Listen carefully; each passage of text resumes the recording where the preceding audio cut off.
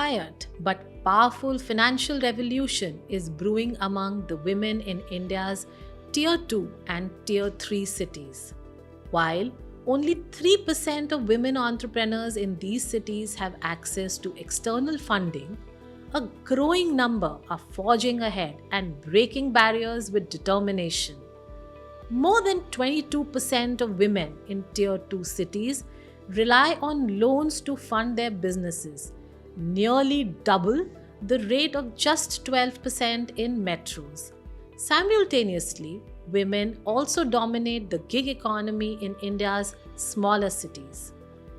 With the financial participation of women on upward trajectory, the focus is shifting towards wealth creation and long-term security.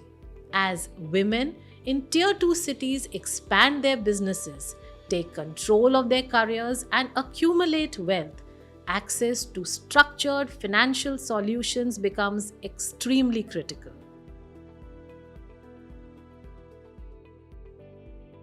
Hi, I'm Shilpa Marwaha, team leader for Pune and rest of Maharashtra and Goa at Kotak Private Banking.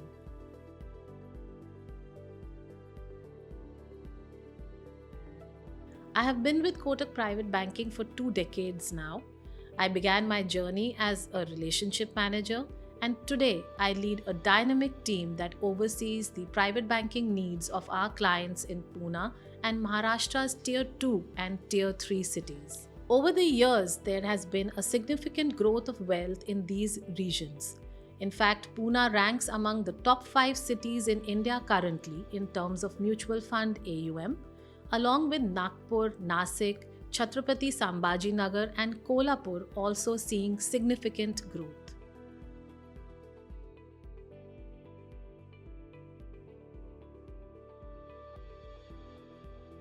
The financial sector in India has always been welcoming space for women professionals, and my experience has been no different.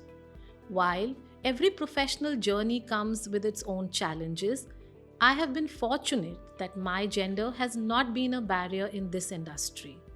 It has always been accessible to women professionals, and over the years, I have seen even greater inclusivity.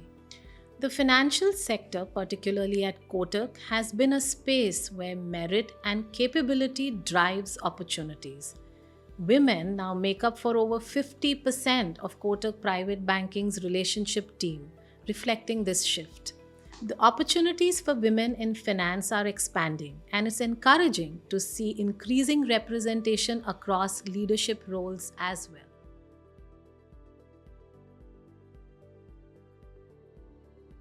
Yes, there's a noticeable difference in how clients from metros and Tier 2 cities approach investments.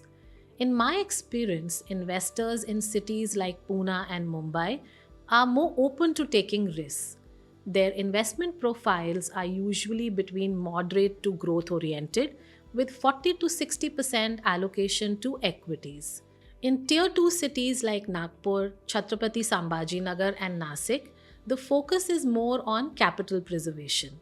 Investors here prefer conservative to moderate portfolios, with equity exposure being limited to 20 to max 40%. Even this equity is built gradually over time, in tranches over several months. While the end goal remains wealth creation, Tier 2 investors take a more cautious, step by step approach. This makes personalized wealth strategies more important today.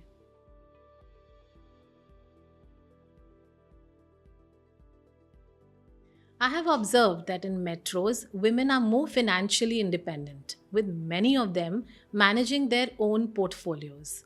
However, in Tier 2 and Tier 3 cities, standalone women investors are comparatively rare. Having said that, things are changing. A decade ago, women in smaller cities had little say in financial matters. Today, I see that an increasing number of families actively involve them in decisions about how much to invest, where, and when.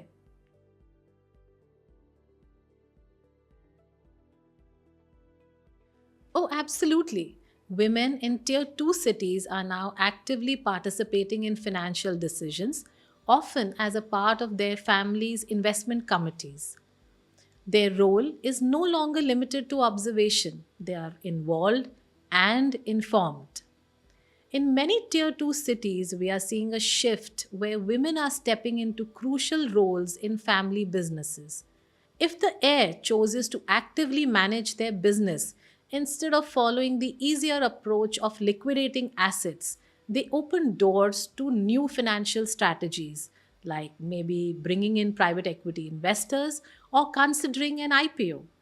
This shift highlights a growing confidence among women in making high stake financial decisions and driving long term business growth.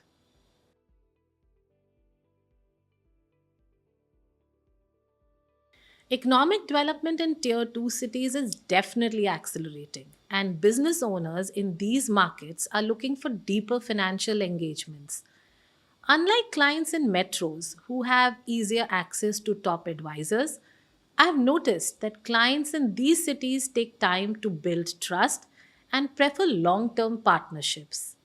So instead of focusing only on investment advisory, we add value by offering family office services, estate planning solutions, and investment banking advice.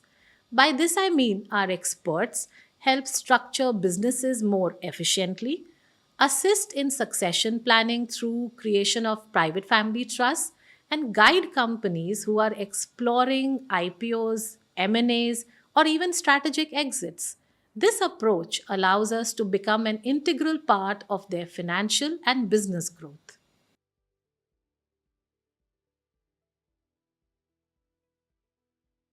Women are shaping India's economic future, but true financial empowerment comes from knowledge, networking, and supporting one another. While platforms like YPO and EO exist, there's still a need for women forums where they connect, share insights, and learn from each other's experiences. When women lift each other up, they create opportunities not just for themselves but for generations to come. By taking control of financial decisions, educating themselves, and building strong networks, they secure their future and strengthen the entire ecosystem for women in wealth. So we rise higher when we rise together.